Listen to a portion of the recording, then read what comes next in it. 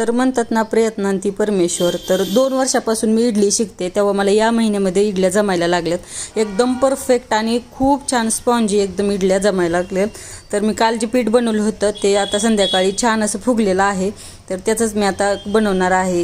एकच भांडं काढणार आहे, कारण आम्हाला पुरेसं आहे. एक भांडं 16 इडल्या होतात एकामध्ये. तर म्हणून एका पातेल्यामध्ये मी जेवढं काय लागत होतं तेवढं पीठ काढून घेतलं. त्यामध्ये थोडंसं खायचा सोडा आणि मीठ घालायचं. जेव्हा आपण बनवतो तेव्हाच घालायचं सोडा आणि मीठ. फुगण्यासाठी अगोदरच सोडा घातला तर इडली लालसर होऊ शकते, कलर चेंज होऊ शकतो. त्यामुळे आपण जेव्हा बनवतो तेव्हाच घालायचं. तर इडली बनवून घेतली, तुम्ही बघू शकता एकदम मस्त फुगलेली आहे इडली. तर आत्ता माझा प्रयत्न सफल झालेला आहे आणि मला खूप छान इडल्या जमायला लागल्यात. तुम्हाला कशी वाटली माझी इडली ते मला कमेंट करून नक्की कळवा. व्हिडिओ आवडला असेल तर लाईक करायला विसरू नका.